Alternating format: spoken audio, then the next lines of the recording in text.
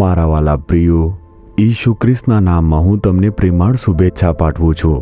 આ જગ્યા કેવી છે? શું તે સુંદર નથી? મારી પાછળ ધોધ છે જેમાં પાણી નીચે પડી રહ્યું છે. આ જગ્યા ખૂબ જ સુંદર છે. મોરેશિયસ નામના ટાપુ ઉપર પર્વતીય પ્રદેશની મધ્યમાં આવું એક સુંદર સ્થળ આવેલું છે. સારું, આ દિવસે તમે કદાચ એ જાણવા આતુર હશો કે પ્રભુ મને કયું વચન આપે છે.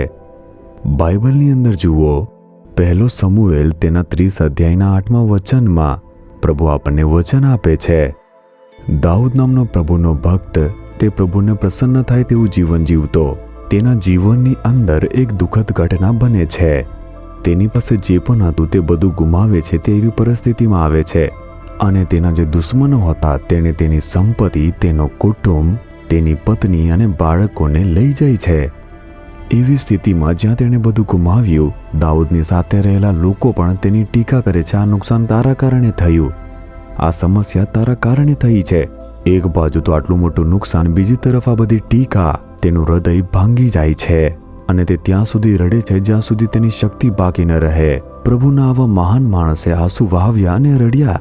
અંતે જ્યારે તે પ્રભુ પાસે આવે છે અને તેમની તરફ જોઈને કહે છે, ત્યારે પ્રભુ કહે છે, દાઉદ, ડરશો નહીં, તને બધું પુનઃ પ્રાપ્ત થશે. પ્રભુએ તેને આ વચન આપ્યું, તું એ જે પણ ગુમાવ્યું છે તે બધું તું પાછું મેળવી લેશે. તેમણે ખાલી વચન ના આપ્યું, ઈશ્વરે તેને તે પ્રમાણે મદદ પણ કરી.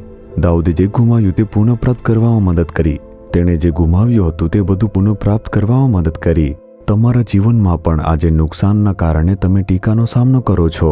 તારા કારણે આ નુકસાન છે, આ સમસ્યા નુકસાન તારા કારણે થઈ છે. શું લોકો આવી રીતે તમારી મજાક ઉડાવે છે? શું તમે આવી પરિસ્થિતિમાં છો? પ્રભુ કહે છે, મારા પુત્ર, પુત્રી, ડરશો નહીં, તમે બધું જ પુનઃ પ્રાપ્ત કરવાના છો. હું તમને બધું જ પાછું આપીશ અને તમને આશીર્વાદ પણ આપીશ. પ્રભુ તમને વચન આપે છે. શું તમે લોકો ખુશ નથી? આપણે જે ગુમાવ્યું તેને પુનઃ પ્રાપ્ત કરવા સક્ષમ બનાવવા માટે ક્રૂસ ઉપર ઈસુને લટકાવવામાં આવ્યા અને તેમણે બધું જ ગુમાવ્યું. પોતાના વસ્ત્ર ગુમાવ્યા, શારીરિક શક્તિને ગુમાવી, લોહીને ગુમાવ્યું. તેમણે પોતાની જાતને અર્પણ કર્યું અને તેમણે બધું જ ગુમાવ્યું. જેનાથી આપણે જે પણ ગુમાવ્યું છે તે આપણે પુનઃ પ્રાપ્ત કરી શકીએ.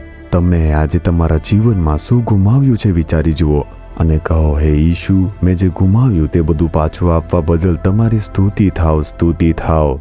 ઈશુના નામમાં આમેન, આમેન.